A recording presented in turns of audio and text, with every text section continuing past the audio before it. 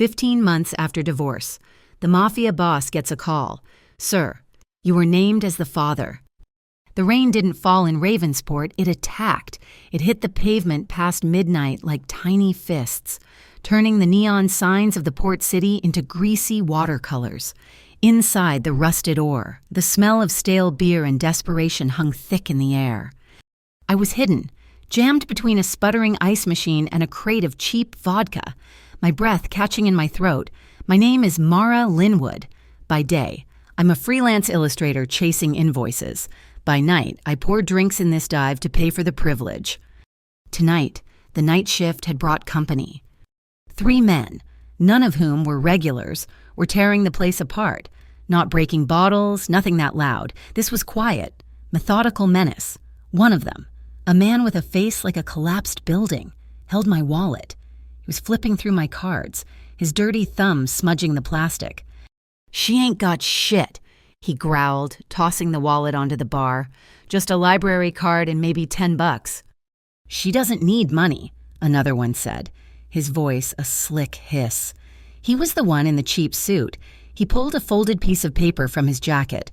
"She just needs to sign."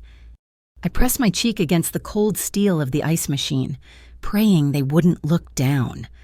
Miles away, in the penthouse suite of the Vale Tower, where the rain only served to clean the windows, Cassian Vale stood looking out at the city that was his city. He wore a Savile Row suit the color of anthracite, and not a single strand of his dark hair was out of place. His divorce had been finalized 15 months ago.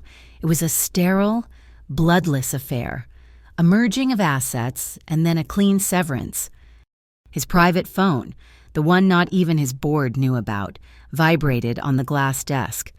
He didn't turn, just answered it, his voice calm. "Vale." The voice on the other end was clipped, synthesized, devoid of emotion. "Sir, a record was filed at 7:03 p.m. this evening. You were named as the father on a birth registration." Cassian's posture didn't change. He watched a container ship glide into the black water of the harbor. "Which hospital?" "Easton Harbor Medical." Click. Cassian ended the call. His mind, always 10 steps ahead, processed the data instantly. Easton Harbor Medical was not neutral territory. It was deep within the influence of the Obsidian Ring. His rivals, the butchers who thought violence was a substitute for strategy. This wasn't a miracle. It was a message. It was the first move in a game he hadn't known had started. Back at the rusted ore, the game was in its final, ugly minutes. The man in the suit had found me.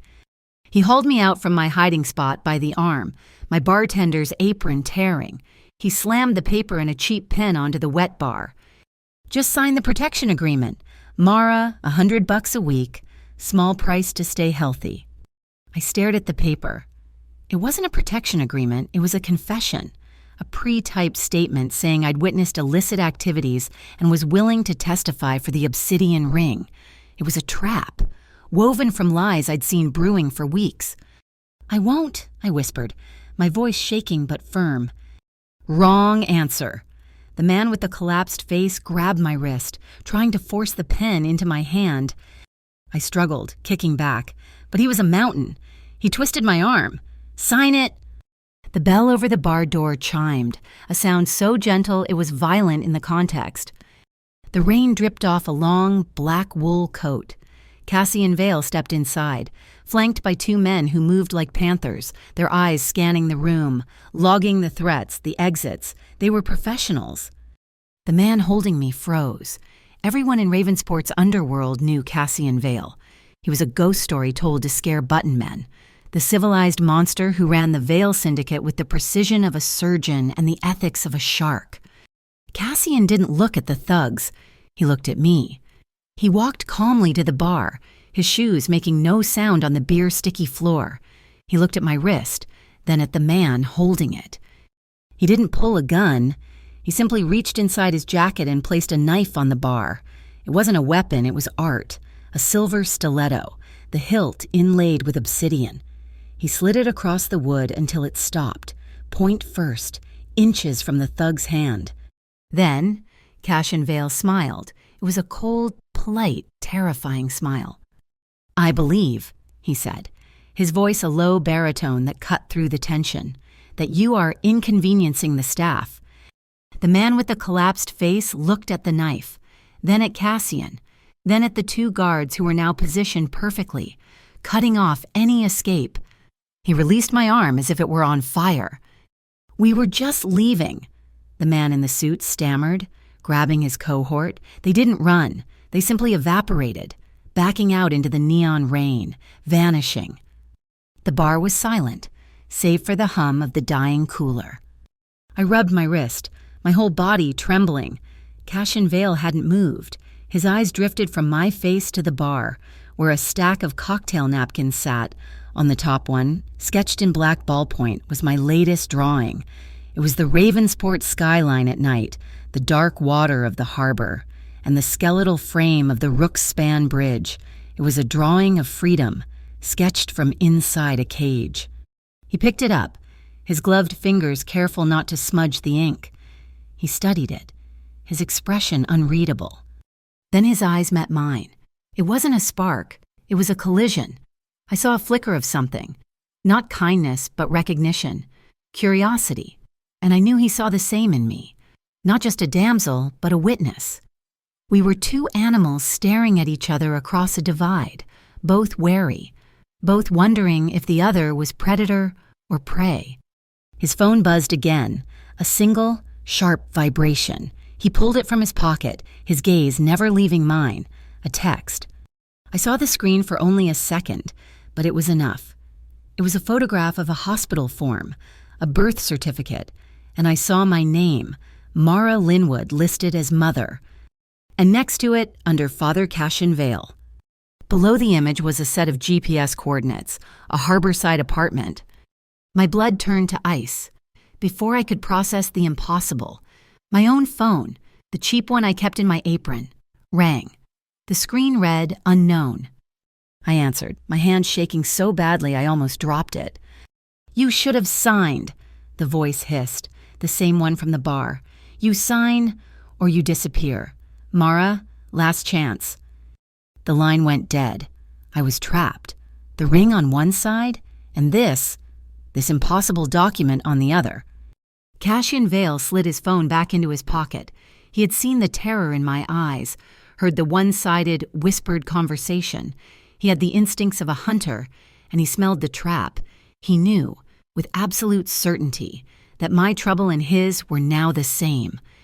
"They won't be back tonight," he said, his voice soft, "but they will be back." He nodded toward the door. "I will see you home. In exchange, you will tell me exactly what you know, and you will not leave out a single detail." It wasn't an offer. It was a command wrapped in the veneer of salvation. I had no choice. I grabbed my jacket, my hands still shaking, and followed him out into the rain. The parking lot was a sea of black asphalt and shimmering puddles. His car, a low-slung, black sedan that looked more like a panther than a machine, waited silently. One of his guards opened the rear door for me. As I bent to get in, I heard it, a faint, high-pitched whine, like a mosquito the size of a fist. Cassian stopped, his head tilting. He looked up, past the flickering streetlights. A small, dark shape hovered above us, a drone. Its single red eye was fixed on us. I froze, exposed. Cassian didn't flinch. He reached into his coat pocket and pulled out a small, metallic device, no bigger than a cigar case. He aimed it upward and pressed a button. There was no sound, no flash, but the air crackled with a sudden, silent energy. The drone immediately spazzed, its rotors stuttered, the red light went dark, and it dropped from the sky like a fried insect, crashing into a puddle with a pathetic splash. Cassian put the jammer away. He looked at the wreckage, then at me. "Get in the car, Miss Linwood, dar," he said, his voice flat, all traces of civility gone, replaced by the cold steel of a man who knew, unequivocally, that he was at war. Someone is watching. The ride to Dockline Terrace was silent. a cocoon of black leather and armored glass cutting through the rain-slicked city. Cassian Vale sat opposite me, not with me. He was a presence, a weight in the air, his stillness more intimidating than the goons at the bar had been.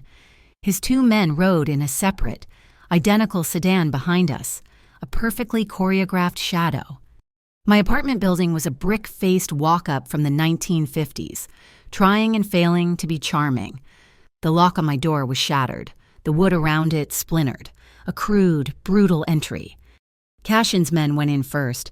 I heard them sweep the 3 rooms, their movements economical, their voices low monosyllables. One of them, a man with the build of a linebacker and the eyes of a mortician, appeared at the door. Clear, empty. Cassian nodded, and only then did he gesture for me to enter. It was a violation. They hadn't just searched. They had desecrated. My few belongings were strewn across the floor. Couch cushions were slashed, the cheap foam guts pulled out, the contents of my refrigerator were pooled on the linoleum, milk and broken eggs creating a foul, pale soup. My clothes, my books, my privacy all ripped apart. It was a search done not to find something, but to prove they could. I stood in the doorway, a small, choked sound escaping me. Cassian's eyes weren't on the mess. They were scanning, analyzing. He walked past the chaos into the small alcove I used as a studio. My easel stood by the window, looking out over the grimy rooftops. On it sat my current work, an unfinished oil painting of the harbor at sunrise. All deep blues and hopeful, fragile yellows. It was the one thing in the room they hadn't touched. Almost, Cassian leaned in, his focus narrowing. He didn't touch it, but I saw what he saw. The bottom right corner of the canvas had been neatly, deliberately torn away. A small, jagged triangle of my work was gone. They weren't looking for money, Cassian said, his voice quiet. He turned to me, his eyes sharp. They were leaving a signature. Tell me why. I sank onto the arm of the ruined sofa, my hands twisting in my lap. Volaro, I whispered, the name tasting like ash.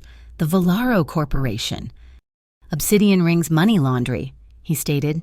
It wasn't a question. I nodded, the confession tumbling out. I'm an illustrator. I need the work. I took a freelance contract from them. Just a simple layout job for an investor prospectus. It paid $5,000, more than I make in 3 months at the bar. Go on. They sent the files, but one of them was wrong. It wasn't a prospectus, it was a ledger, heavily coded. But I'm a graphic artist. I see patterns. I saw names, exchanges. I saw a term, over and over, dark flow. And another phantom benefits fund. I looked up, meeting his cold, patient gaze. I got scared.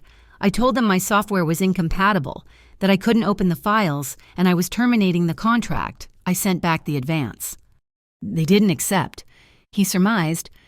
3 days later, I said, my voice cracking, I was served with legal papers. They claimed I'd broken the contract and that a non-disclosure clause meant I owed them $20,000, a debt I could never pay. They had a copy of my driver's license, my social security number, all from my hiring paperwork. They were setting me up. When I wouldn't pay, they used me. How? They opened an account, a state benefits account, using my name, a file for a single mother, Mara Linwood and a newborn child, eligible for city and state aid. They were faking a person to launder money from their own phantom fund back into the legitimate system. And they were using my clean name as the funnel. Cassian processed this, his face a mask of cold calculation. That explains their leverage on you. It doesn't explain me. Why my name on that certificate? That was the part that made no sense. The part that tipped it from simple, grubby extortion into something terrifying. I don't know, I cried, standing up. I don't have a child, I swear to you. I don't have a child. I haven't been with anyone in... It's impossible. It's a lie. He held up a hand, and I fell silent. He wasn't interested in my panic, only in the facts. This is one of two things, he said, beginning to pace the small, ruined room. First, this is a lure. They know I won't ignore a document like that. They plant it. I go to Easton Harbor Medical to investigate, and they have me on their territory. A trap. He paused, looking out the window at the rain.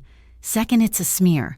Vail Logistics is 2 days from finalizing the new container port contract. It's a legitimate expansion, worth hundreds of millions. A public, messy scandal involving a fabricated child and a destitute single mother. It compromises the deal. It makes me look reckless. The city commission gets cold feet. The ring steps in to bid on the contract instead. His phone vibrated, a silent buzz. He answered, "Silas." He listened, his expression unchanging. Agir Trust, as expected. Confirm the chain of ownership. I want every board member. He disconnected. My assistant, while he explained, though he owed me nothing, Silas Dre. He confirms Easton Harbor Medical is a subsidiary of the Agir Trust, which is, of course, a registered property of the Valaro Corporation. It was all one serpent, eating its own tail. And then I remembered the painting, the files. Wait! My voice was a croak. I hurried to my art supplies, my hands digging through brushes and charcoal sticks until I found it. A thick, almost full tube of titanium white oil paint. I twisted the bottom cap. It wasn't a cap. It was a false bottom. A small, black USB drive fell into my shaking palm. When I told them I couldn't open the file, I said, holding it out to him, I lied. Cassian's guard, the one who had cleared the room, materialized with a slim, hardened laptop. Cassian took the drive, inserted it, and his fingers flew across the keyboard, whatever encryption I thought was protecting it. He bypassed it in less than 10 seconds. The file opened. It wasn't a ledger, it was worse. It was a series of contracts. My stomach heaved. Oh, God! They were service contracts for underage role players. They were hiring girls, teenagers, paying them a few $100s to pose for the deep fake photos used to create the fake IDs. They were hiring them to be the fake mothers, exploiting them to build their phantom army of benefit claimants. Cashin's face darkened, a truly dangerous coldness settling in his eyes. This, I realized, was a line, not a moral one, perhaps, but a logistical one. This was messy, unpredictable, and involved civilians in a way he clearly despised. He pulled out his phone again. "Silas, I want a full scrub. Everything connecting Miss Linwood to this address. Digital, physical, all of it. I want her to be a ghost by sunrise and find me everything on a project called Dark Flow." As he said the word, I heard it. A sound from the hallway, the faint creak of a floorboard, the whisper of rubber on old wood. Someone was outside. Before I could even gasp, Cassian moved. He didn't make a sound. His hand shot out, grabbing my arm, not gently, and pulled me backward. He spun me into the dark alcove that served as my kitchen, pressing me against the wall behind the refrigerator. The space was tight, and I was suddenly, overwhelmingly aware of his proximity. He was all solid muscle and the faint, expensive scent of wool and ozone. He put a single, gloved finger to his lips. His eyes were fixed on the splintered door. The door eased open, a sliver of light cutting into the room. 2 men. They were dressed in black tactical gear, carrying suppressed pistols, moving low and fast. They swept the main room, their movements professional. "Clear," one whispered. "Kitchen and bath," the other replied. One of them moved toward us. My heart was a drum against my ribs, so loud I was sure he could hear it. I held my breath, my nails digging into my palms. Cashin was a statue of coiled shadow. The man stepped into the alcove. He raised his pistol, a red laser sight cutting the dark. Cassian moved like smoke. He stepped from the shadow behind the man. It wasn't a fight. It was an execution of physics. One arm looped around the man's throat. The other hand came up to brace the back of his head. There was a soundless, economical twist. The man's body went limp, his weapon clattering softly on the linoleum. The second man heard it. He spun, raising his weapon. But Cassian was already in motion, using the first man's collapsing body as a shield. He crossed the small space in a single bound. It was over before the second man could even register the threat. A brutal, silent chokehold, applied with terrifying precision. Cassian held it for 5 seconds, then 6, then lowered the unconscious man gently to the floor. He stood, perfectly balanced, listening. The only sound was my own ragged breathing. He checked both men's pulses. Alive, he murmured, more to himself than to me, just sleeping. He looked at me in the darkness, and I saw the strategist again, the coldness. And then, from the street below, a new sound, a siren. It wailed, growing closer, but the pitch was wrong. It was a European-style siren, not the standard Ravensport PD wail. It was fake, a tactic, designed to flush a panicked target out of the building and into the arms of whoever was waiting downstairs. "They're covering the exits," Cassian said, his voice flat. He turned to me, his presence absolute in the tiny, dark kitchen. "This apartment is compromised. Your life here is over. You cannot stay." He stepped back, offering a clear path to the door, though it felt more like a summons than a choice. "Tonight, you stay at the Halcyon Hotel." He paused, letting the name sink in. The Halcyon, his fortress, my security, my rules. The Halcyon Hotel did not whisper luxury. It stated it, in the hushed, definitive tones of old money. The elevator rose with a silent, hydraulic sigh. We stepped out onto a carpet so thick it felt like walking on moss. There were no other guests, or if there were, they were hidden behind a small army of private security. The door to the suite, not a room. A suite was opened by one of Cassian's men, the one built like a linebacker, Silas Dre. He simply nodded at Cassian and his eyes scanned me, a quick, neutral assessment before he stepped aside. The room was vast. One entire wall was a sheet of glass looking down on the harbor. 20 stories below, the lights of the port, even in the driving rain, glittered like scattered diamonds on black velvet. My ruined apartment, my slashed cushions, my entire life felt a million miles away. I stood in the middle of the room, feeling small, my damp clothes clinging to me. I was a stray cat brought into a palace. I felt the profound, dizzying conflict of being completely safe and completely captured, rescued, but controlled. Cassian didn't speak. He moved with that same unhurried, economical grace. He shrugged off the long, black wool coat, the one that still dripped rainwater onto the priceless rug. He handed it to Silas, who vanished as silently as he had appeared. He walked to the window, his back to me, looking down at his city. He unbuttoned the cuffs of his white shirt. He rolled them up, once, then twice, with methodical precision, revealing his forearms. And the scars. My artist's eye caught them instantly. They weren't the thick, ragged marks of a brawler. They were thin, silvery lines, almost surgical, crisscrossing the pale skin of his inner wrists. One, near his watch, looked like an old burn.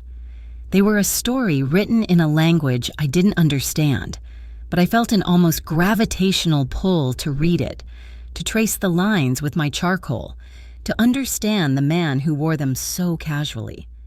He turned, catching my gaze. He knew exactly what I had been looking at. He didn't hide them. He simply accepted my scrutiny as his due. "You need to shower," he said. It wasn't a suggestion. "There are clothes in the closet. They will fit." Of course they would.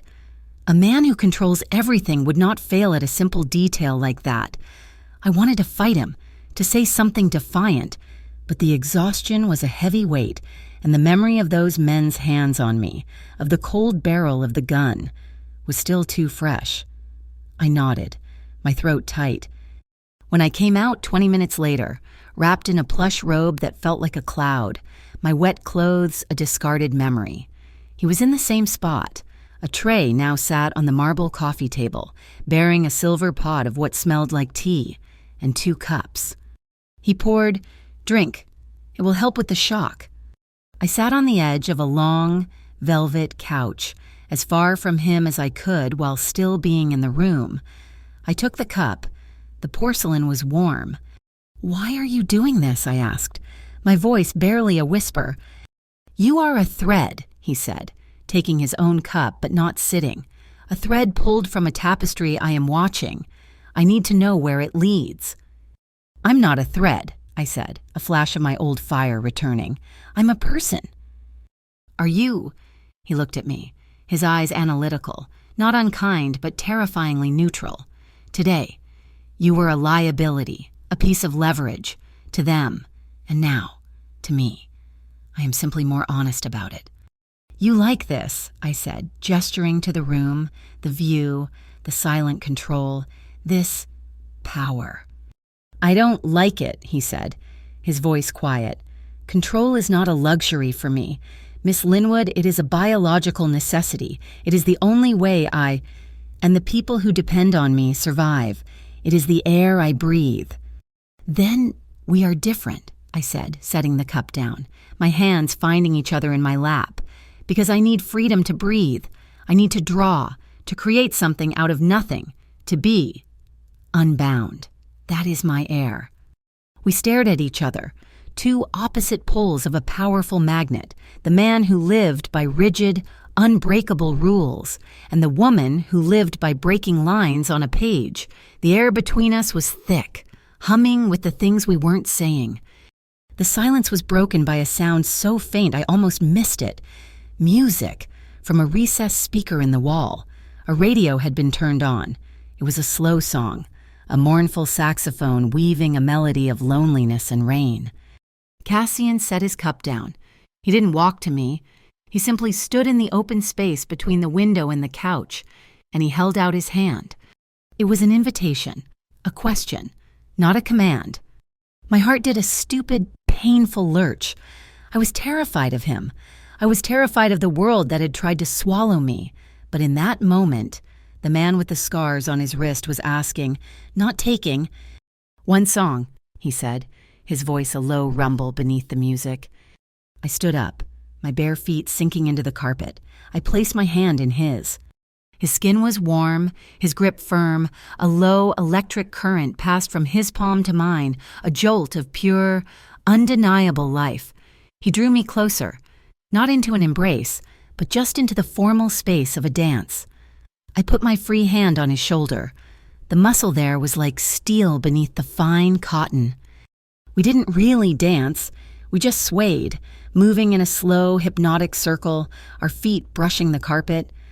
The neon-drenched city blurred behind him, the rain on the glass becoming a gentle percussion. His eyes never left mine. I saw the calculating mind, the strategist, the killer, but beneath it, buried deep, I saw that same flicker I'd seen at the bar, curiosity. His gaze dropped, just for a second, to my mouth, and then back to my eyes. It was a question.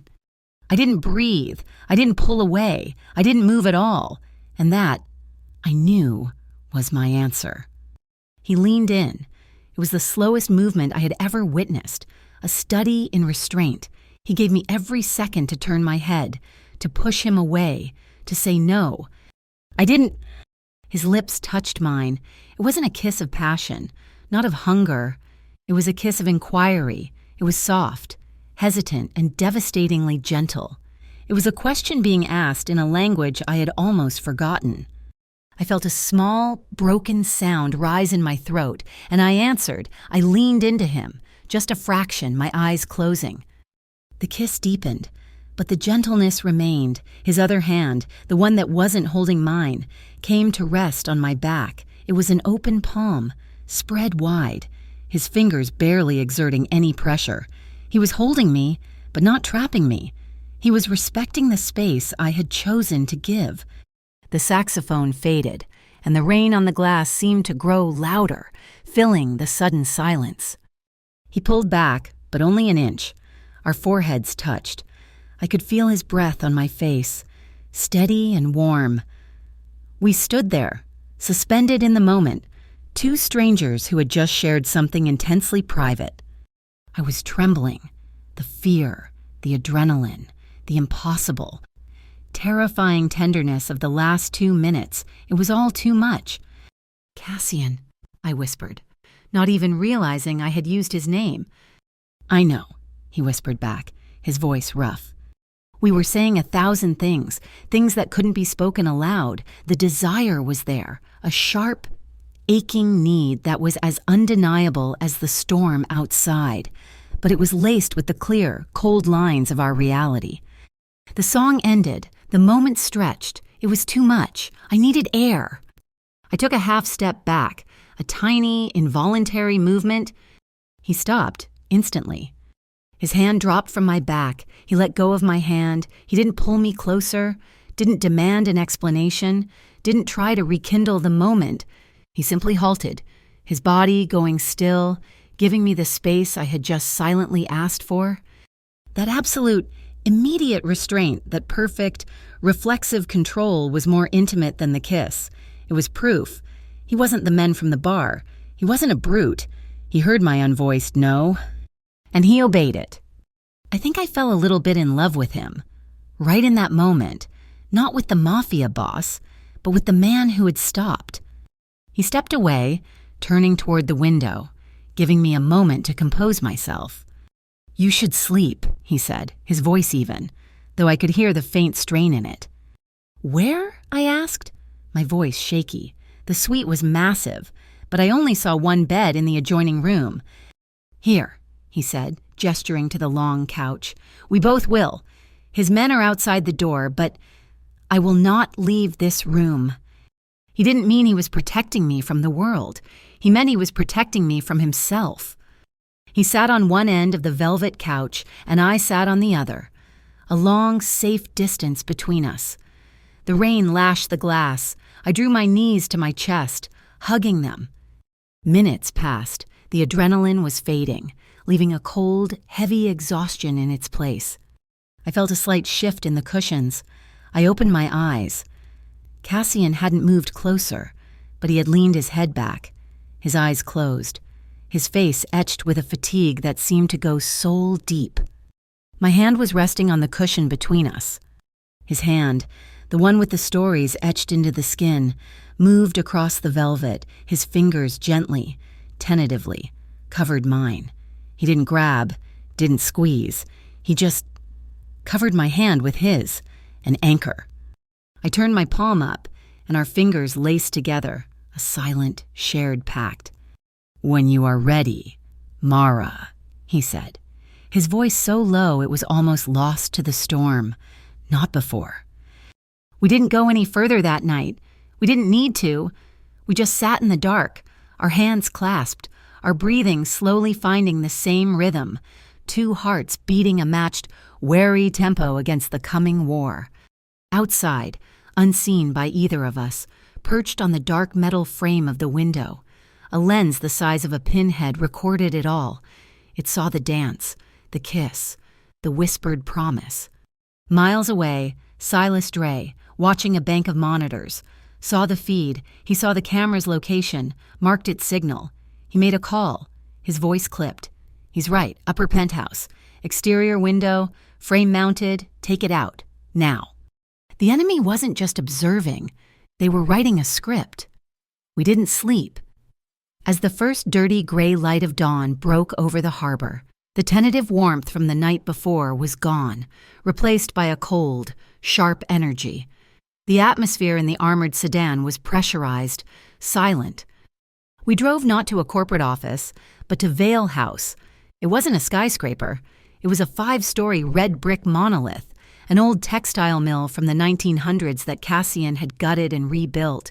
It was all industrial steel, exposed brick, and priceless modern art, a fortress disguised as a gallery. He led me to a sub-basement room that was anything but ancient. It was a glass-walled data hub, glowing with the cool blue light of 24 monitors. 3 people, 2 men and a woman, moved with quiet efficiency, their keyboards clicking like insects. He called them the Marble Group, his private digital forensics and legal team. "This is Mara Linwood," Cassian said to them, his voice clipped. "All business. She is the leverage. Walk me through the data." The woman, who had streaks of electric green in her hair, brought the birth certificate up on a massive wall-sized screen. It's not just a fake, boss, it's an injection.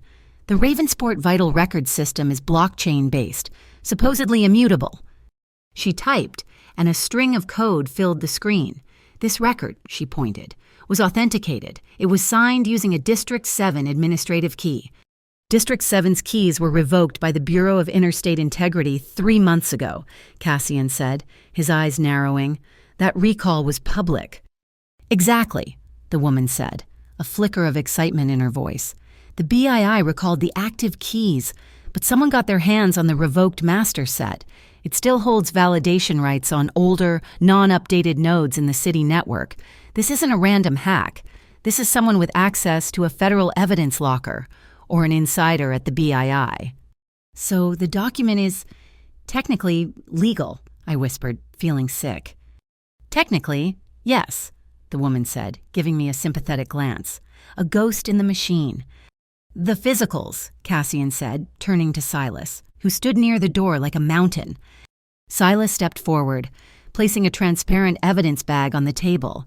Inside was the envelope from Easton Harbor Medical. We pulled a clean partial thumbprint from the adhesive on the seal, Silas said, his voice a low gravel. A new image flashed on the screen, a mugshot of a man in a brutally expensive suit, his eyes flat and empty. Nix Calder, Cassian identified, his voice filled with a cold disdain. Volaro's architect. He doesn't just launder money, he builds the entire corporate structure to wash it. He's sloppy, Silas noted, leaving a print. No, Cassian said. He's arrogant, or he was told to. It's a message. There's more, the green-haired tech said. She turned to me. Your apartment, the painting. Silas's team took high-resolution photos of the torn canvas before they scrubbed the location. She brought up the image of my unfinished sunrise painting. My stomach clenched. Seeing the violation again. They tore the corner. I confirmed. We ran a digital reconstruction of the missing piece based on canvas weave and pigment bleed. She said, we found this. It was in the gesso.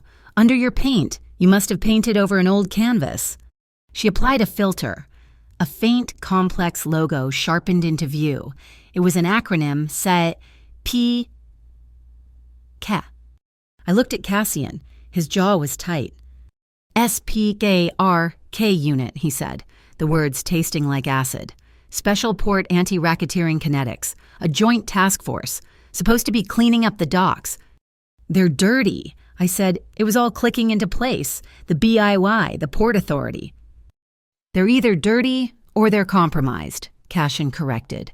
The board is becoming cluttered. They are using federal keys and compromised port assets to frame me for a child you don't have, using a money launderer's fingerprint as a calling card.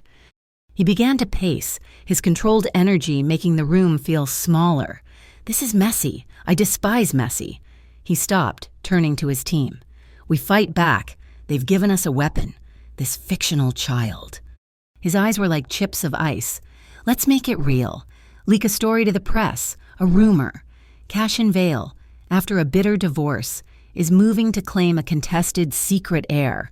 We create a false hostage, a ghost baby, and we flood the media. We'll flip their narrative, make them the ones chasing a story we control. My blood ran cold. No.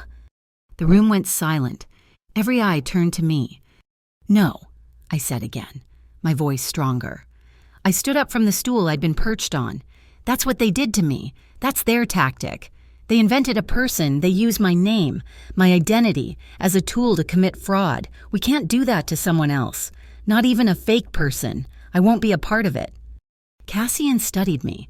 I expected him to cut me down, to dismiss me, to tell the asset to be quiet while the adults talked. I was challenging his strategy in his own war room. He held my gaze for 5 seconds. 10. A silent, brutal assessment. Then, he gave a single nod. She's right, he said to his stunned team.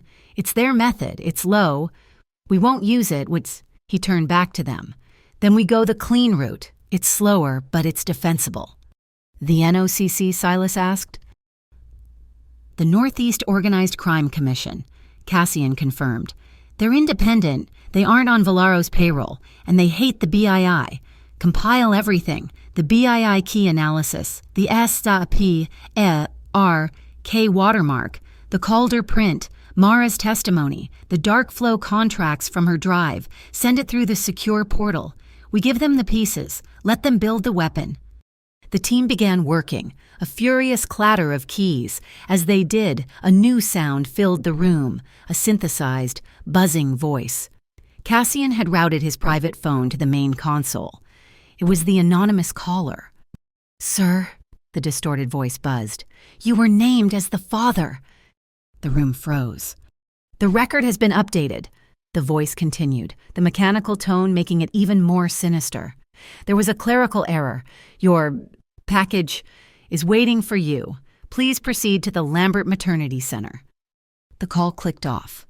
"Lambert," Silas growled. "That's not just their territory. That's their fortress." "It's a trap," the green-haired tech said. "Of course it's a trap," Cassian said, a small, dangerous smile touching his lips. "It's a double blind. The first trap at Easton Harbor failed because we never went. So they're resetting the board, making it more urgent, expecting me to rush in." He looked at Silas. "We'll oblige them. Prepare the motorcade. Full protocol. 3 cars. We are going to pick up the baby. I want them to see us coming. I want every gun they have aimed at the front door." He then turned, his gaze falling on me. "Silas, you will not be on the primary team. You will take Miss Linwood, use the East Tunnel exit, take her to the glass attic. It's a secure studio, off-grid. Stay there until I call. You do not leave, under any circumstances." The glass attic, another beautiful cage, the halcyon, Vale House, the glass attic. I thought of the man who had stopped when I took a half-step back, the man who had listened when I said no to his battle plan. I was not the same woman who had hidden behind an ice machine. "No," I said again. This time, Cassian's annoyance was visible. "Mara, this is not a discussion. That was a direct threat. They named a location. They expect me. They will be ready for a war." "They used my name. Cassian," I said, stepping forward, my voice shaking but firm. "My name is on that paper. My face is on their files. I have spent the last 6 months running, hiding, being used. I am done hiding." I looked at the image of the fake certificate on the screen. My name bound to his. If they are using me as the bait, then I'm going to be there. I have to see this. I have to face them. Silas looked at Cassian, waiting for the inevitable order to grab me and drag me to safety. The techs stared at their screens, pretending not to listen. Cassian looked at me for a long, heavy minute. The ice in his eyes wasn't melting, but it was shifting. Refocusing, he was recalibrating his assessment. He wasn't seeing the asset anymore. He wasn't seeing a liability. He gave a single, sharp nod. "All right," he said, the word final. "She rides with me." He looked at Silas. "You're back on primary. We move in 5. He turned to me, his gaze intense, pinning me to the floor. "But you do exactly what I say. You breathe when I say breathe. You run when I say run. This is not a request. This is survival." "Partners," I said, my voice barely a whisper. "For now," Cassian Vale replied, turning to retrieve his coat. "Partners." The Lambert Maternity Center was a temple of sterile, white, and hushed silence. It felt wrong. It wasn't a place of life. It felt like a museum, cold and empty. The reception desk was abandoned. A single, glowing tablet sat on the polished quartz countertop, the screen dark. Cassian didn't call out. He walked directly to the desk, Silas and I flanking him, his other men securing the lobby. His gloved finger touched the screen. It flickered to life, a file, my name, his name, and a photo. It was a picture of a baby, asleep, wrapped in a standard-issue hospital blanket. I leaned in, my heart doing a painful, confused squeeze, but the image was too perfect. The skin was like porcelain, the shadows flawless. It looked less like a photograph and more like a high-end advertisement. "It's a render," Cassian said, his voice flat, an AI-generated composite. He swiped. The attending physician's signature was a digital forgery. The listed doctor hadn't worked there in 3 years. The entire file was a digital ghost, a hollow fabrication. "Boss," Silas said, his voice low, his hand near his jacket.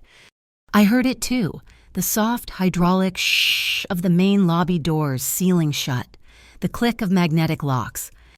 "They're on us," Cassian said, his voice devoid of panic. He grabbed my hand. "Stairwell, now!" They poured in from the hallways, at least a dozen of them, clad in black armor, faces obscured by smoked glass visors. They were not the thugs from the bar. These were operators, moving with practiced, silent efficiency. Obsidian ring. Cassian didn't run from them. He ran toward his own pre-calculated exit. He pulled me through a set of double doors marked surgical wing, authorized personnel only. The long, sterile corridor was a white-tiled tunnel. They were right behind us, their armored boots pounding the floor. Cassian didn't look back. Halfway down the hall, he slammed his elbow into a red panel on the wall, shattering the glass. It was marked Fire Suppression System. A deafening alarm blared, but more importantly, a thick white fog began hissing from vents in the ceiling. It wasn't smoke, it was a chemical suppressant, cold and choking, designed to smother a fire in seconds. It also smothered all visibility. "Hold your breath," he ordered. The corridor became a blind, white chaos. I couldn't see my hand in front of my face, but Cassian didn't slow down. He navigated the turn, his grip like a steel vise on my wrist, pulling me through the chemical cloud. We burst through a crash-bar door onto a service landing, gasping for air. Behind us, I heard the confused shouts of the men trapped in the fog. "The roof," he said, pushing me toward the concrete stairs. We hit the rooftop in the middle of the downpour. The wind was a physical blow, trying to rip us from the building. The city lights were a blurred, frantic mess below. Then I heard it, a sound that cut through the storm, the deep whump-whump-whump of rotor blades. A black helicopter, a sleek Eurocopter, rose from the other side of the building, hovering like a predatory dragonfly. Its spotlight hit us, blinding me. A side door slid open, revealing a man with a heavy-caliber rifle, aiming directly at us. "Silas!" Cassian yelled over the wind.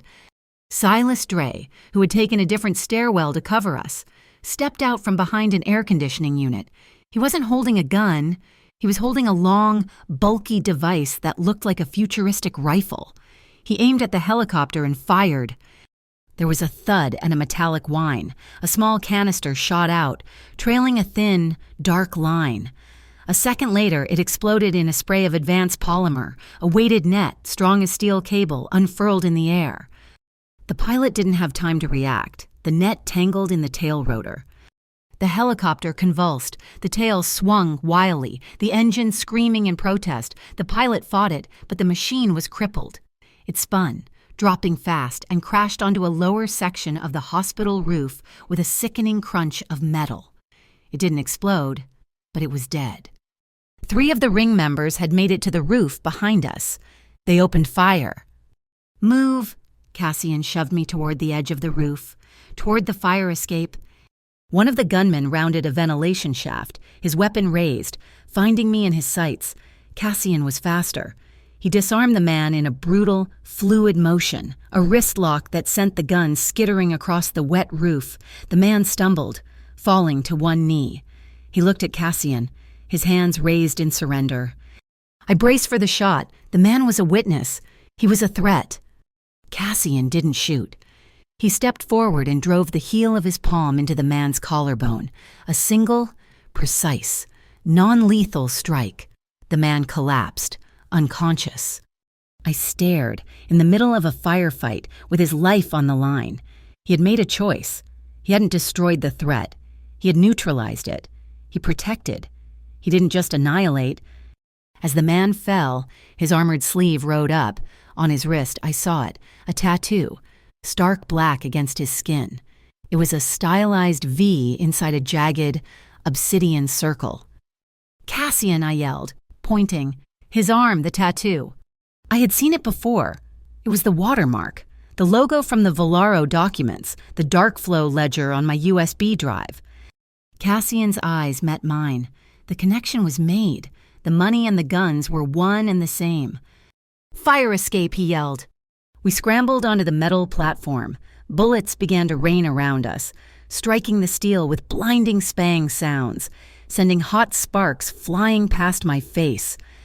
Cassian pushed me in front of him, keeping his body between me and the shooters on the roof. "Go, don't look back." We clattered down the metal steps, the sound of gunfire echoing in the narrow alley. My lungs burned, my legs shook, but I didn't stop. We hit the wet pavement of the alley just as a black sedan, identical to the one we'd arrived in, skidded to a stop. The back door was already open. We fell inside. Goat, Silas, who had somehow beaten us down, was already in the passenger seat. The car launched forward, tires screaming, before my door was even fully closed. I looked back and saw the ring members appearing on the fire escape. Too late. Their figures shrinking in the rain. We didn't go back to the Halcyon. We didn't go to Vale House. We sped through the industrial sector, through a maze of forgotten streets, until we reached a chain-link fence. It slid open, and we drove into the shadow of a massive, derelict building. It was an abandoned church, St. Ilex. Ivy choked the stone walls, and the stained glass windows were dark, boarded up from the inside. Inside, the pews were gone, replaced by a bank of high-end computer servers humming quietly in the apps. Cables snaked across the dusty marble floor. The green-haired woman from the war room was there. She didn't even look up from her screen as we entered, shaking off the rain. "Sora Quinn," Cassian said, by way of introduction. "She's our interpreter of secrets." "I've been working on your drive." "Mara," Sora said, her fingers flying. "That first file, the contracts for the teenagers, that was just the appetizer. The real meal was buried in a corrupted image file." She brought an image up on the main screen. A massive monitor hung where a crucifix might have been. It was a diagram, a flowchart. "This is their Phantom Benefits Fund," Sora explained, her voice sharp with a hacker's excitement. "It's beautiful. In a sociopathic way, Volaro Corporation moves $10 million a month into an offshore account. That money is then routed through the dark flow exchange, where it's broken into micro-transactions. It's then paid out to the phantom mothers your file, and hundreds like it as legitimate, state-approved benefits. They're not just laundering money.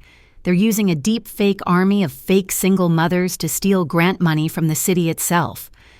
"It's a closed loop," Cassian observed, studying the diagram. "But who signs off, who authorizes the city payout?" "Every loop needs a gatekeeper," Sora said. She zoomed in on the very top of the schematic, on a single box marked Final Approval, a single digitally encrypted signature. "Vesper Hale," Sora read, "CEO, Volaro Corporation." I stopped breathing. The air in the church was suddenly too cold, too thin. It wasn't a name. It was a ghost. Cassian turned to me. His eyes weren't questioning. They were stating a fact. He had seen the change in me, the sudden, paralyzing shock that went beyond just recognizing the enemy's name. "You know him," he said. I looked at the name on the screen, the name of the man who had set this entire monstrous machine in motion. "He's my ex-husband," I whispered, and the secret I had kept buried for 3 years was finally, terribly, free. It was a private marriage, no state registration. I thought it was erased. The silence in the abandoned church was heavy, broken only by the quiet hum of the servers. Sora and Silas had tactically retreated, their attention suddenly fixed on distant screens, giving us an illusion of privacy in the cavernous, cold space. Cassian didn't move. He just watched me, his face an unreadable mask, but his eyes were sharp, demanding the truth. "I was 19, I began, the words feeling like pulling shards of glass from my throat. "I was an art student, broke, ambitious. Vesper Hale wasn't the CEO of Volaro then. He was just Vesper. He was charming, older, a patron. He told me my art was revolutionary. He told me I was." I looked away from Cassian, at the dusty floor. He isolates you. He makes you believe his world is the only one. He convinced me that a state marriage was a bureaucratic chain, that our union was something purer. We had a private contract, his lawyers, his terms. I was stupid. I was in love, or I thought I was. You were 19, Cashin said, his voice a low rumble. It wasn't an absolution, but it was a statement of fact. I was his wife for 6 months. I continued, my voice shaking. I lived in his world. I designed logos. I formatted presentations. He called me his secret weapon. Then one night, he was careless. He left his private workstation open. I found the files. Not just one or two. Dozens, crypto wallets, shell accounts, identity transfers, all using my name, my signatures, my graphic designs as authentication keys. I finally looked up at him, my eyes burning. He wasn't my husband. He was my owner. He was using my clean identity as the artist to build his entire criminal enterprise. I was his perfect tool. A clean face, a verifiable talent, no criminal record. I ran. I took nothing, just a backpack and the cash in my pocket. I disappeared into the shelters, then the dive bars. I became Mara Linwood, the bartender. I hoped he had written me off as a bad investment. He didn't, Cashin stated. No, I whispered. Now his fund is exposed. He needs a fail-safe. He needs his tool back. This whole thing, the apartment, the bar, even the fake debt. It was all to corner me. The birth certificate. I choked on the word. That was the final move. He knew. He knew I never wanted to be a mother. Not like that. He was trying to psychologically break me, to force me back to him, the only one who could fix the impossible mess he had created. A visible, dangerous anger settled in Cashin's features. It wasn't loud. It was a drop in temperature, a coiling of muscle in his jaw and shoulders. He stepped closer. His voice low, but it vibrated with a controlled fury that was more frightening than any shout. You don't belong to him, he said. His eyes locked on mine. And you do not belong to me. He paused, his gaze softening just a fraction, but the intensity remained. You belong to yourself. He doesn't get to take that from you. Not again. The words hit me with the force of a physical blow. The validation. The sheer, simple statement of my own autonomy. A sob I had been holding back for 3 years finally broke free. My hand, the one I had clenched into a fist, began to shake violently. I tried to hide it, but he saw. He reached out, his large, warm hand covering my fist. He didn't grab it. He just held it. He gently unfurled my fingers one by one until my trembling palm was open in his. Breathe, Mara, he said, his voice softening, shifting from the general to the intimate. Look at me. I did, my vision blurred by tears. We're going to breathe. In for 4, hold for 7, out for 8. Do it with me. He took a slow, measured breath in. I tried to follow, my breath hitching. 4, he counted quietly. Hold 7, 6, 5, 4, 3, 2, 1. Now out, slowly. 8. He did it with me. Once, twice, a third time. The cold, logical rhythm of the count, his steady voice, the solid warmth of his hand. It was an anchor in the storm of my panic. The trembling in my hand subsided. My heartbeat slowed from a terrified rabbit's to something approaching human. My eyes cleared. The connection between us, forged in the suite at the Halcyon, now thickened, tempered by this new, shared vulnerability. He hadn't just saved me from a fight. He was saving me from my own past. Boss, Sora's voice cut in, respectfully quiet but firm. We have a response. Cassian let go of my hand, but he stood close, a solid, protective presence at my side. We both turned to the main screen. The NOCC, Cashin asked? They bit, Sora said, a grim satisfaction in her voice. The BII key and the STPRK watermark, plus the dark flow schematic. They're very interested. But the digital evidence isn't enough to freeze Valaro's assets, not with their army of lawyers. They need corroboration. They need an internal witness. Someone from Valaro, Cashin mused. Calder, maybe? Or one of the accountants. Or me, I said. They both looked at me. I'll do it, I said, my voice clearer, stronger than it had been just moments before. I'm the internal witness. I was his wife. I lived in his house. I saw the workstation. I can testify to the origins of the entire system. I'm the one he built it on. And absolutely not, Nara, Cassian said, the words sharp, final. You don't get to decide for me, I shot back, the strength he had just given me now turning on him. You said it yourself. I belong to myself. This is my choice. This isn't a choice, Mara. It's suicide, he argued, his voice a low, urgent growl. A hearing, even a closed one, puts you on a list. You won't just be facing the obsidian ring. You'll be exposing yourself to Vesper's lawyers, to the SBATYTRFK. Agents who are dirty, to the BII agents who are compromised. You will be painting a target on your back for every corrupt player in this city. I've had a target on my back since the day I met him, I cried. I'm just the only one who couldn't see it. I am tired of running. Cassian, I am so tired of hiding in bars and behind ice machines and in your beautiful, safe hotels. He wants to use my name. Fine. I'll use it first. I'll stand up with my name, and I will tell them exactly what he is. I held his gaze, willing him to see. I want to paint my own life, and I can't do that until I burn this canvas to the ground. The muscle in his jaw worked. He was at war with himself. The strategist in him was screaming at the liability. But the man, the one who had held my hand and taught me to breathe, saw something else. He saw the resolve. He saw that I was, for the first time, truly free. He gave a slow, reluctant nod. Sora, inform the NOCC they have their witness. Set the hearing, closed session, full immunity for Miss Linwood. He turned back to me, his expression unreadable. You will not be alone.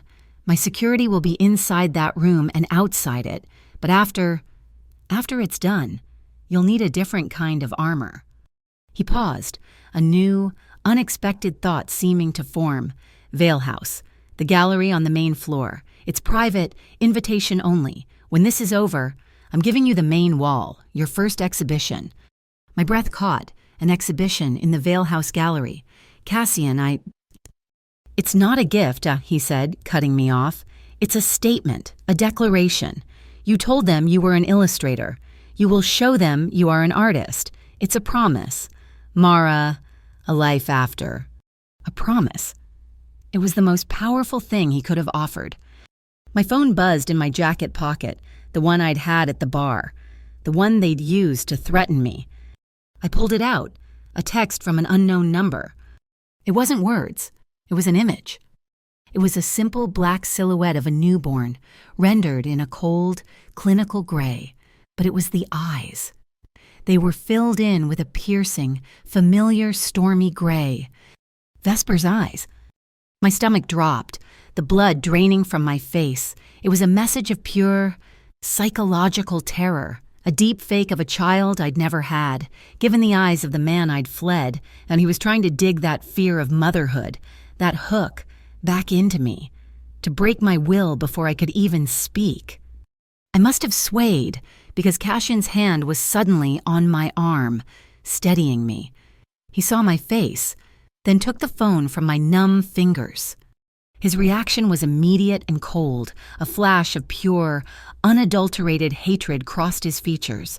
He didn't just delete the image. He held the phone out to Sora. This phone is a liability, he said, his voice a blade of ice. Lock it. Biometric access for her new one, tied to my network, and trace this message. Find the origin point. I want the head of the snake now. The glass attic was not a fortress of concrete like Vale House. It was a sanctuary, perched on the top floor of a repurposed warehouse on the industrial edge of the city. Its roof and one entire wall were made of angled, reinforced glass. The rain had returned, a steady, hypnotic drumming on the panes, insulating us from the dark city that waited below. The hearing was in 9 hours. I was not resting, I was painting. I stood before a massive, fresh canvas, a stick of willow charcoal in my hand, my arm moving with a frantic, desperate energy.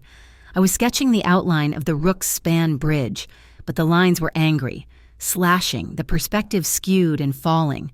The air in the studio was thick with the scent of linseed oil and turpentine. I was channeling all the fear, all the rage at Vesper, all the terrifying, fragile hope Cassian had given me, and pouring it onto the linen. I was lost in it, my breath coming short, my heart hammering against my ribs. I didn't hear him approach. The carpet was thick, and he moved like a shadow. I only knew he was there when his hand, large and warm, settled on my shoulder. It wasn't a demand. It wasn't even a caress. It was an anchor. The simple, solid weight of his touch broke the frantic spell. My hand, holding the charcoal, paused in midair. I let out a breath I hadn't realized I was holding. His stillness was a counterweight to my chaos. I felt his own breathing, the slow, steady rhythm he had taught me at the church, and my own began to deepen, to match his. "If you don't stop, you will burn out before the sun rises," he said, his voice a low rumble, very close to my ear. "If I stop," I whispered, my eyes still fixed on the canvas, "I'm afraid I'll shatter." "No, you won't." I closed my eyes. I let the charcoal drop from my numb fingers. I leaned back, just a fraction, the rigid strength of his body a wall behind me. Then slowly, I turned. He was closer than I'd anticipated. The small, careful distance we had maintained was gone, dissolved like sugar in the rain. My hands, one clean, one smudged black with charcoal, came up to rest on the front of his shirt. I could feel the solid muscle of his chest beneath the fine cotton. He didn't move, just watched me. His gaze dropped from my eyes to my mouth and then instantly, deliberately, back to my eyes. It was the same silent question he had asked at the Halcyon. This time I didn't wait. I rose on my toes, my heart thudding a clear, unambiguous rhythm of consent. I gave a small, almost imperceptible nod. The second kiss was nothing like the first. The first had been a question, a hesitant exploration. This was an answer. It was deep and sure and hungry. It was a claiming. It was the sealing of the pact we had made, a desperate, defiant act of life before the battle to come. He met my intensity, his mouth moving over mine with a possessive heat that made my knees weak. His hands, which had been resting at his sides, came up. One hand slid around the small of my back, pulling me flush against him, erasing every last millimeter of space. The other came to my face, his fingers gently cradling my jaw, his thumb stroking the skin just below my ear. I clutched at his shirt, my fingers twisting in the fabric, pulling him closer still.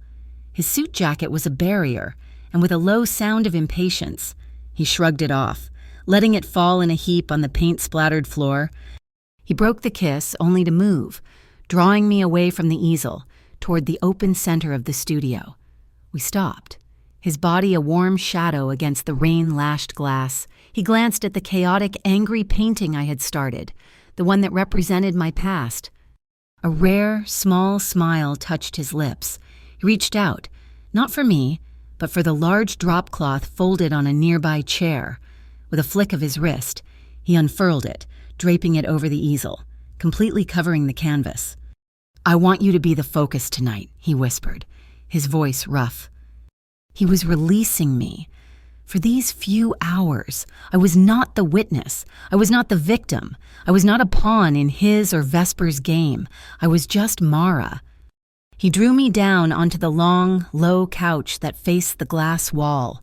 The rain provided a curtain of privacy, the sound 1,000 hushed whispers. He didn't give me time to think. He sat, pulling me with him, turning me so I was sideways in his lap, facing him. The position was intimate, possessive, yet I had never felt more in control. The next hour was a slow, deliberate discovery. Our breathing was uneven, two broken rhythms trying to find one.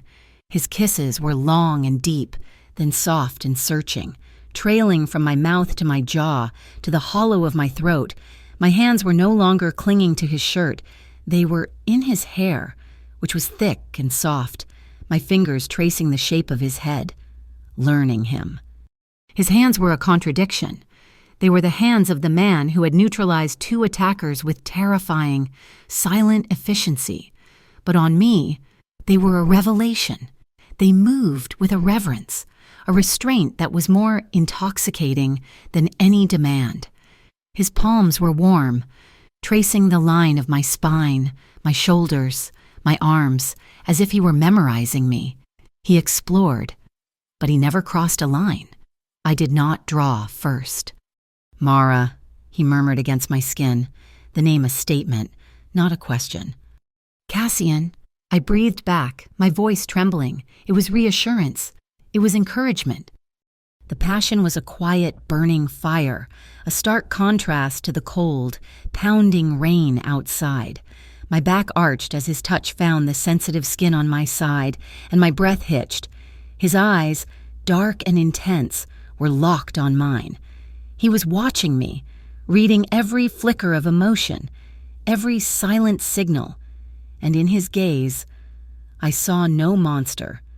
I saw a man holding onto his own control by a thread, a man who was finding his own anchor in me. He stroked my hair back from my face, his touch gentle. Outside, the storm raged. But in here, in this pocket of quiet, we had found a center. Much later, we lay together on the same couch, tangled in each other's limbs, his discarded shirt and my painting smock draped over us. A makeshift blanket against the pre-dawn chill. The rain had softened to a gentle, steady patter. The studio was quiet. The fire had cooled, leaving behind that raw, vulnerable space where the truth lives. I felt him tense beside me.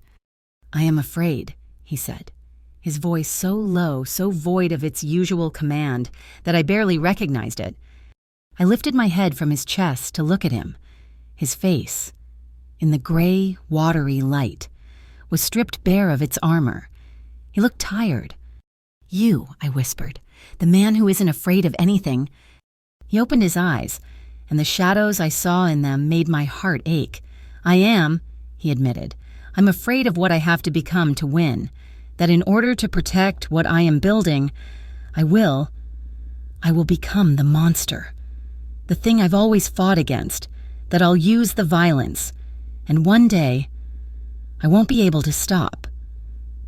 I thought of him on the rooftop, deliberately choosing to incapacitate, not kill. "I've seen you," I said softly.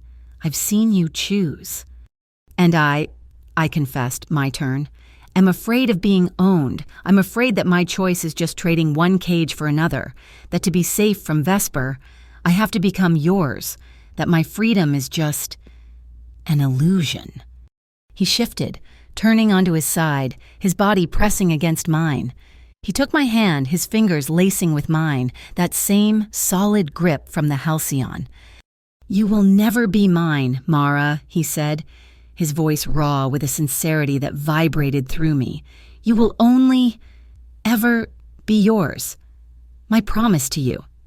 My definition of love is to protect your right to choose, always, even if the choice you make is not me." Hot tears pricked my eyes. "And my promise," I whispered, my voice thick, "is to see the man, not the monster." We held that gaze, the promises hanging in the air, more binding than any law or contract. We didn't sleep.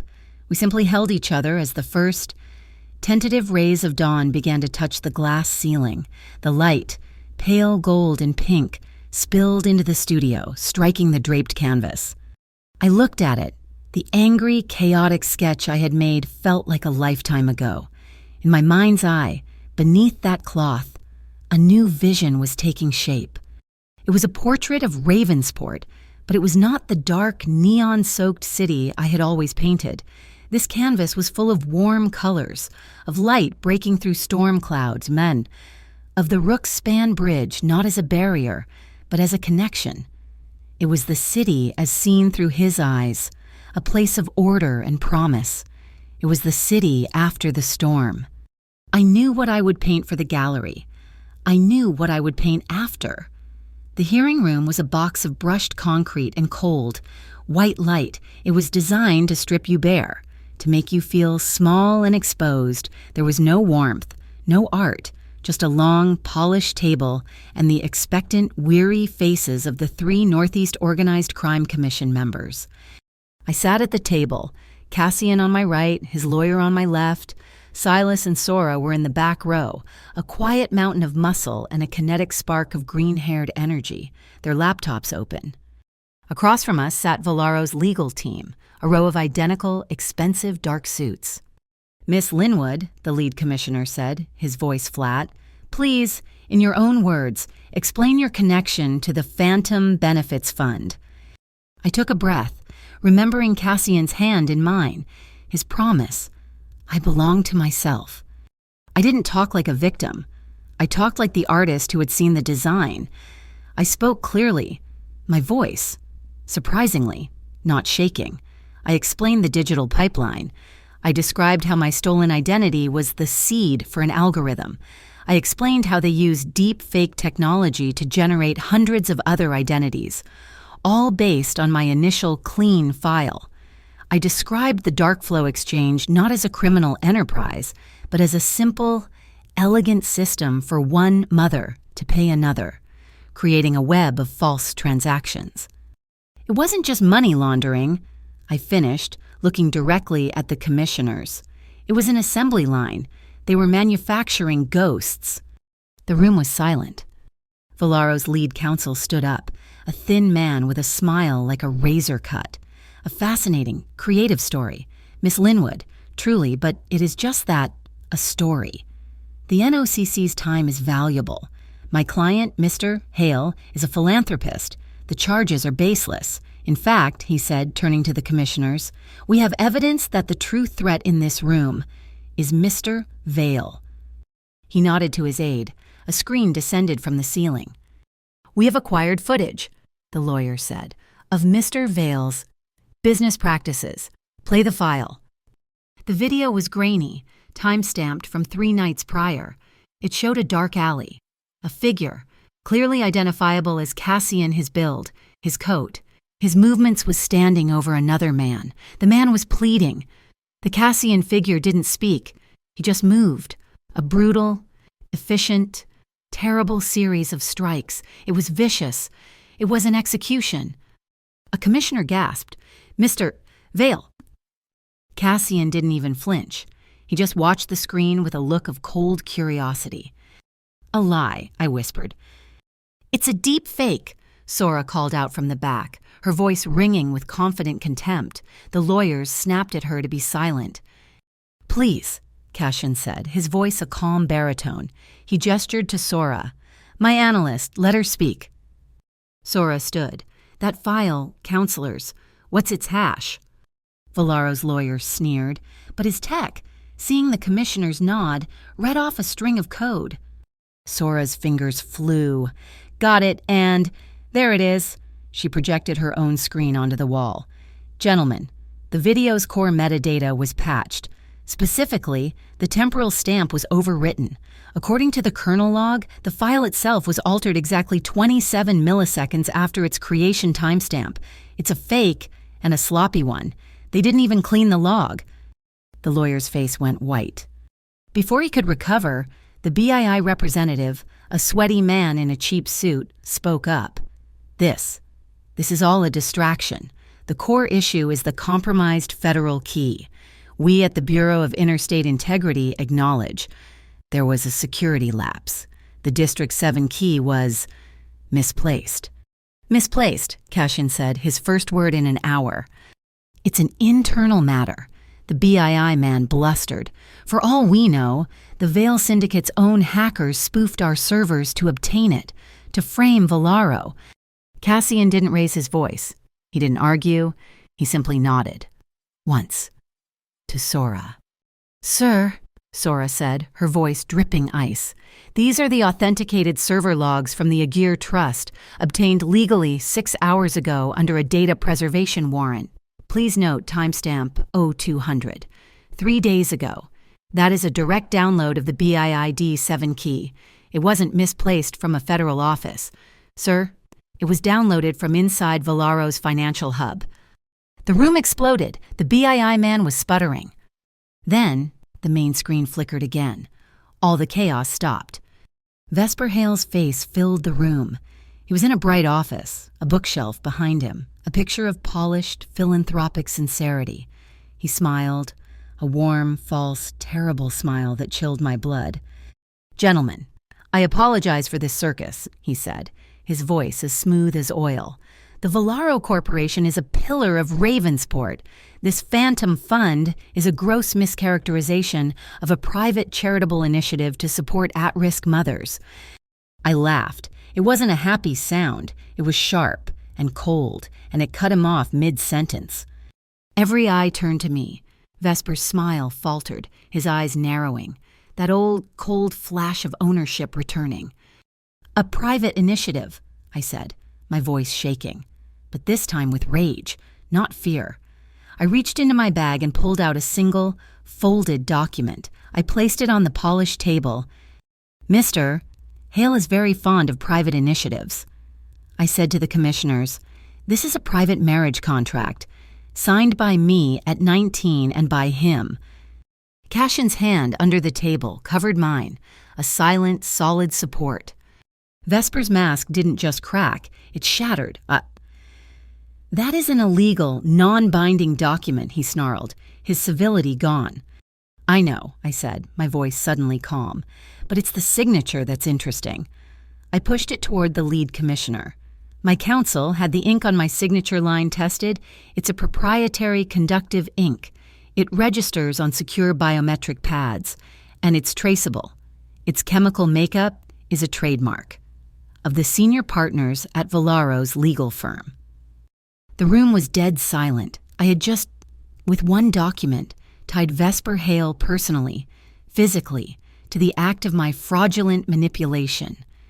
The lead commissioner looked at Vesper's raging face on the screen, then at the document.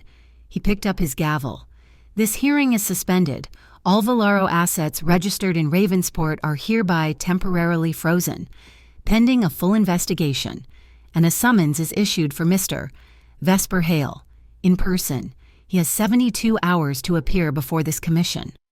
He slammed the gavel. Vesper's feed cut to black. We had won, the first battle.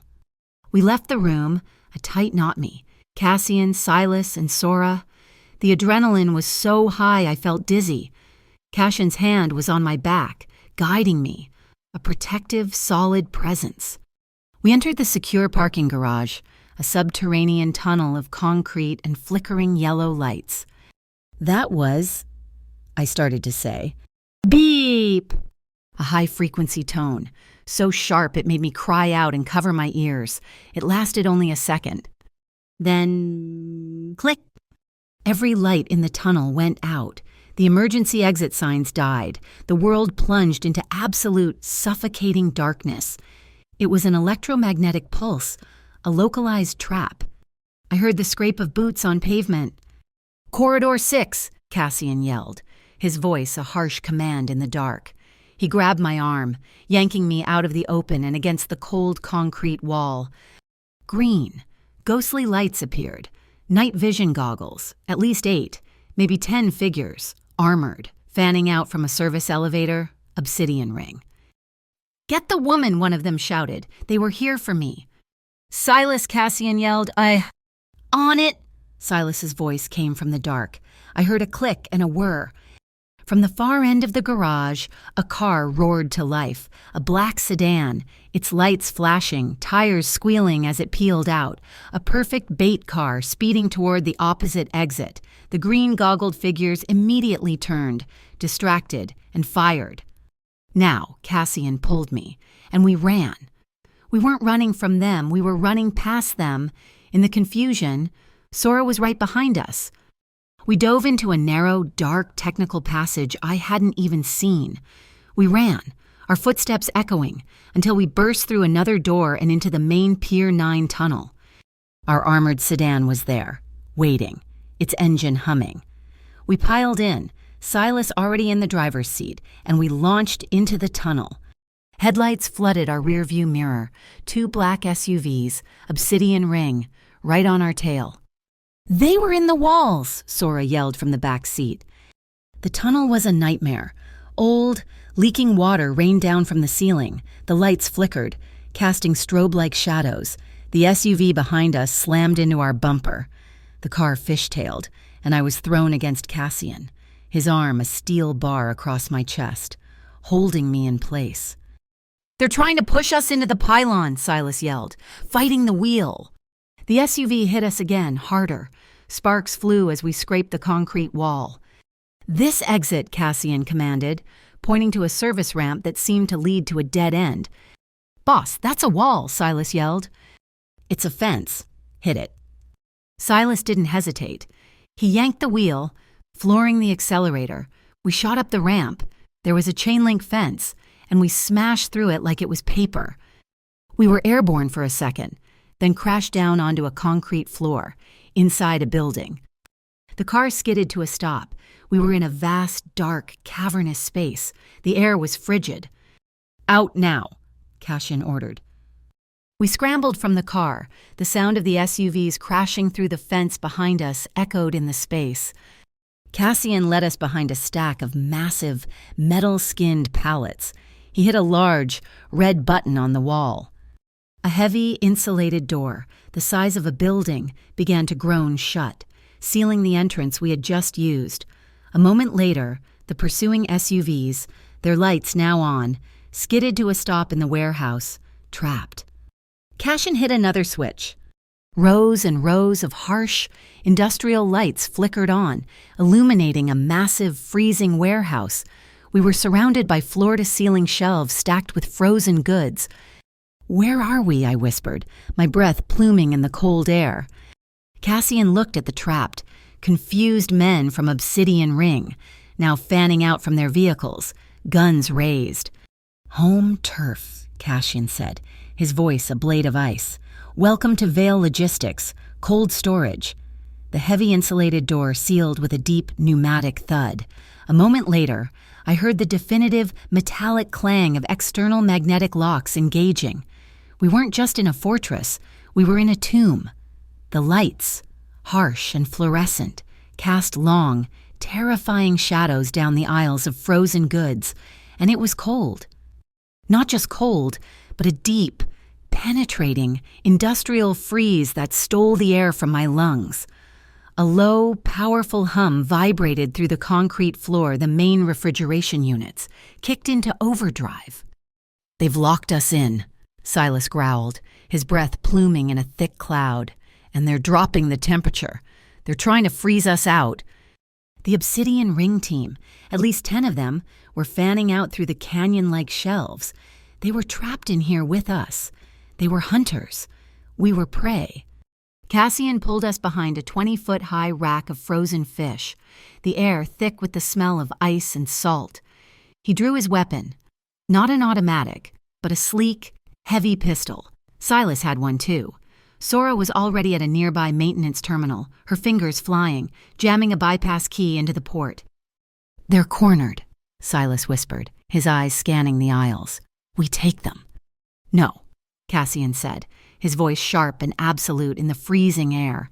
He spoke into a small comms piece in his ear, presumably to Vale security on the outside. "Standard Vale protocol. They are contained. We do not fire unless fired upon. We do not engage unless a civilian life is directly threatened." I stared at him. My teeth were chattering, my body already starting to shake. "Civilian," I whispered. "We're the only ones here." He looked at me, his eyes dark, his expression unreadable in the harsh light. "You are the civilian, Mara. And yes, they are, too. In a way, they are soldiers, but they are not the target. Vesper is—" My heart ached. In the middle of this frozen hell, surrounded by men who wanted to capture me. He was still operating by his code, the promise from the night before, that he would not become the monster. He meant it. A loud, static-filled screech echoed through the warehouse, followed by a click, a voice, amplified, oily, and terrifyingly familiar, boomed from the overhead speakers. "Vesper? Mara, this has gone on long enough. You're in a box. It's cold. You must be terrified. Come home. The child needs a father." My hands and I shoved deep in my pockets, clenched into fists. Cassian put a steadying hand on my arm. I stepped out from behind the rack, my voice small but echoing in the vast, cold space. "I am not your home, Vesper, and I am not coming back. The child is fake. It was an AI render." His laugh was a rattling, terrible sound over the PA. It scraped against the metal shelves. "Oh, that the little file from Lambert. That was just the invitation. That was to get Cashin's attention." The air crackled with his voice. No, I'm talking about the real one. The one you didn't know about. She's 14 months old. Mara, real paper, real blood, a beautiful baby girl. She needs a father. And the paperwork. Well, the paperwork says the father is Cassian Vale." The world stopped. The hum of the freezers, the pounding of my heart, the sound of my own chattering teeth. Everything. I turned, my entire body rigid, and looked at Cassian. He was frozen. For the first time since I had met him, Cassian Vale was utterly, completely still. His eyes were wide, his face a mask of pure, unadulterated shock. It lasted only a second, a flicker of profound disbelief. I didn't have to ask. My eyes screamed the question at him. "Is it true?" He met my gaze. The shock was already hardening into a cold, analytical fury. He gave a single sharp shake of his head. "I have no child." "He's lying," Sora suddenly snapped, her eyes wide, staring at the terminal screen she had hacked. We both looked at her. "No, not you," she said to Cassian, her fingers flying. "Vesper, I'm in the main registry. He did file a new one, 14 months old. Mother deceased, father listed as Cassian Vale, but he's clever." "What?" Cassian demanded. "The photo on the file, it's swapped. It's linked to a dummy ID, but the original file, the one he buried, the DNA marker, the biological father, it's Vesper Hale." I gasped. He had a child. "He's trying to pin his own child on you," Sora yelled, her voice echoing. "He's not trying to get you to fight him. Cassian, he's trying to get your organization to fight you for a false heir. He's trying to start an internal war." "Fan out," Vesper's voice boomed again, the game now revealed. His patience was gone. "Bring me the woman. Leave Vale alive if you can. He'll be useful." The sound of boots on concrete, getting closer. Cassian grabbed me. "Sora, can you get a signal out?" "Working on it, the walls are shielded," she yelled back. Silas with me. Mara, the roof. There's an emergency ladder. Aisle 9. Go. He started to push me. "No," I yelled, yanking my arm back. He turned, stunned by my defiance. "I'm done running. I'm not the asset. I'm not the package. I'm your partner. Remember, I'm not leaving you." Before he could argue, I saw it. On the wall, a control panel. Not for fire, for frost. Aerosol misting system. Manual control. I sprinted to it. "Mara, no." I slammed my fist on the manual override button. A new sound, a deafening, high-pitched hiss from nozzles all along the ceiling. A superfine, freezing mist began to spray into the air, instantly creating a dense, white fog. It wasn't smoke, it was ice vapor, designed to keep the frozen products from drying out. In seconds, visibility dropped to 5 feet. "Mara," Cassian yelled, his voice now laced with approval. "Silas, thermal cover, Sora!" A figure loomed out of the mist. His gun raised. Cassian moved. It was like the kitchen, but faster, more brutal. He didn't use his gun. He redirected the man's rifle, stepped inside his guard, and used the man's own weight to slam him into the metal shelving. A solid thud, a grunt. The man was down, unconscious. I saw another figure, just a shadow, aiming towards Sora's glowing screen. I looked around, desperate. On a nearby shelf, maintenance supplies, a case of bright, safety orange spray paint. I grabbed a can. "Silas!" I yelled. I hurled it with all my strength. It hit the man square in the chest, exploding in a bright splash of color. He was marked. A suppressed thwip-thwip sound. Silas, his weapon now equipped with a thermal sight, was firing non-lethal rounds. The orange-marked man grunted and fell, his legs spasming. "She's in aisle 4, box them in." Vesper's voice was getting frantic. He thought he was winning, that we were just rats in his frozen maze. Got it!" Sora suddenly shrieked, grinning, her face lit by the green glow of her screen. "Signal's out. The NOCC just confirmed receipt. They were already mobilizing. And I pinged the port security anti-racketeering team. They're here." As if summoned by her words, a deafening explosion blew the main, sealed doors off their hinges. Light flooded the warehouse. A no-CC hands in the air bazaar on the ground, now. It was over in seconds. The mist was sucked out by the sudden change in pressure. The obsidian ring operators, disoriented, blinded by the tactical lights, dropped their weapons. And I saw him, Vesper. He wasn't just on the intercom. He had been outside, in a tactical command vehicle. Right by the door, he was being dragged out by 2 NOCC agents, his face a mask of incandescent rage, his expensive suit ruined. He saw me. He saw me standing next to Cassian. He lunged, even in cuffs, a feral snarl on his face. "Mara, you're mine. You'll always be mine." I stepped out of the fog, past Cassian. I felt the cold, but I was no longer freezing. I looked at the man who had stolen my life, the ghost who had haunted me for 3 years. "I am my own," I said. The aftermath was not a storm. It was a quiet, seismic shift in the sterile white offices of the NOCC. The final pieces clicked into place. The DNA test was conclusive. The 14-month-old girl, the one Vesper had tried to use as his final, desperate gambit, was indeed his. The mother was a young Valaro associate who had died 6 months prior under suspicious circumstances. The case Vesper had tried to build, the lie of Cassian's secret heir, collapsed. The entire tangled web, which had begun with a faked birth certificate in my name and escalated to a real child being used as a pawn, was laid bare. It was a failed coup, an attempt to use a non-existent child and then a real one, to ignite a war within the Veil Syndicate and destroy Cassian from the inside. The system, once prodded, moved with brutal efficiency. The Bureau of Interstate Integrity issued a public, humiliating apology for the security lapse regarding the District 7 key. The Aguirre Trust was forcibly dissolved, its assets seized. The Valaro Corporation in Ravensport was frozen, its operations ground to a halt, with Vesper Hale indicted and Nix Calder singing to save himself. The obsidian ring was decapitated. The head of the snake was gone.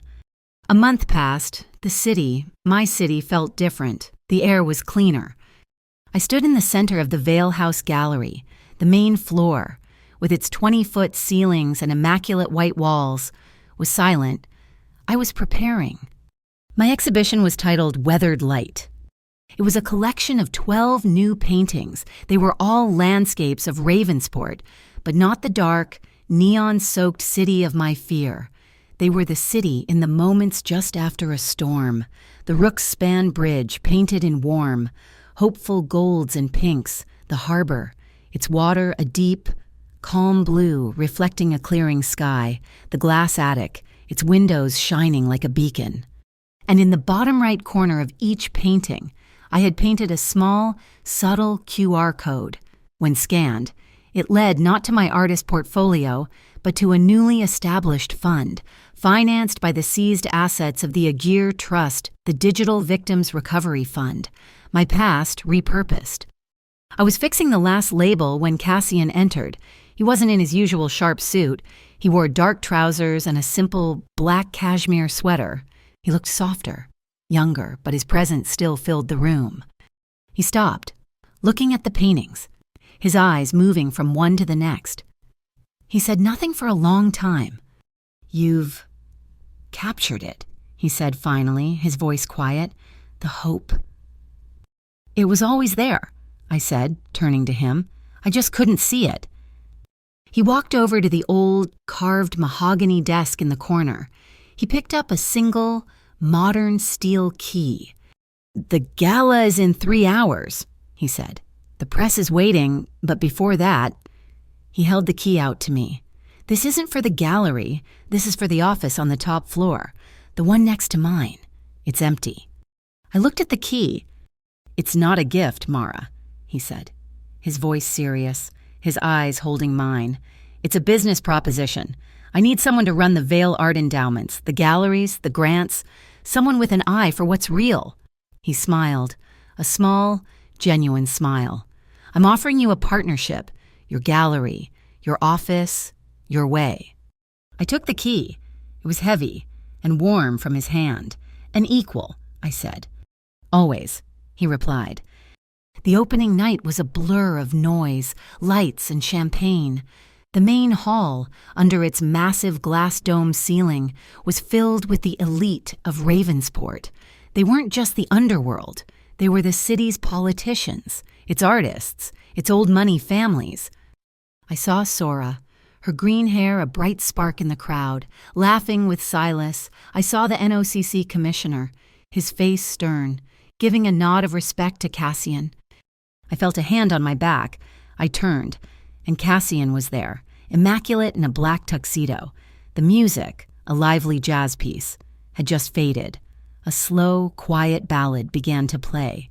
He didn't hold out his hand. He just looked at me, a silent question. I smiled and stepped into his arms.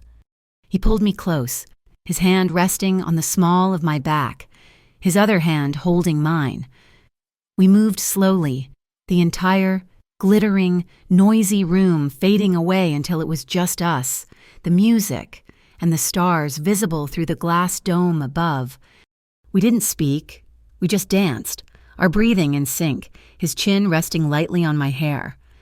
"You know," I whispered, my cheek against the fine wool of his jacket, "that night at the bar, I was terrified. I thought you were just another monster, another Vesper. I thought I'd spend my life needing a hero." He pulled back, just enough to look down at me, his gaze intense. "I don't need a hero anymore, Cassian," I said, my voice clear and steady. "I just need someone to stand with me." His expression softened, the last of his armor melting away. "And you have one," he murmured. He leaned down, and his kiss was slow and deep and full of promises. It wasn't a kiss of passion, but of permanence. It was a kiss of arrival. I heard, distantly, a soft ripple of applause from the room, but it didn't matter. As we stood there, my head resting on his chest, I felt my new phone vibrate in my evening bag. I pulled it out, a single, encrypted message from Sora. "Vesper's singing. He's offering up the final piece, the complete, unedited server logs for the entire Darkflow exchange. Every dirty transaction, every dirty name, going back 5 years. He wants a plea deal." I looked at the message, then up at Cassian, who was watching me. I typed my reply, "Tell him yes, but on one condition, 100% of the money he recovers goes to the fund. Use it to pay back every person he ever victimized." I hit send. Vesper's last card, his final asset, would be the tool of his own undoing and the salvation for the people he'd hurt. I slid the phone back into my bag. The past was finally closed. Later, long after the last guest had gone, we didn't go back to the Halcyon. We didn't go to Vale House. We drove to the Rook's Span Bridge. We got out of the car, the salt wind of the harbor whipping my hair across my face. We stood at the railing, looking out at the city lights, the same lights I had sketched on a bar napkin a lifetime ago. We talked about the future, not a perfect fairy tale future, a real one, an imperfect, complicated, and challenging future, but it would be ours. The air was cold, and he wrapped his coat around my shoulders, pulling me against his side. We finally went home to the glass attic. The studio was quiet, bathed in the soft glow of the city. My new canvas was waiting, the angry, chaotic lines of the past now painted over with a fresh, white coat of gesso. He came up behind me, wrapping his arms around my waist, his chin resting on my shoulder. I leaned back into his warmth. It was a gentle, quiet intimacy.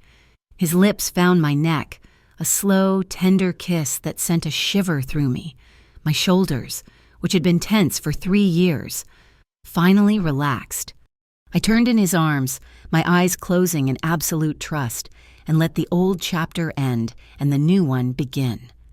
Outside the glass wall, Ravensport lit up, a skyline of 1,000,000 lights, each one a promise. Thank you so much for listening to our story. I'm curious, where in the world are you listening from?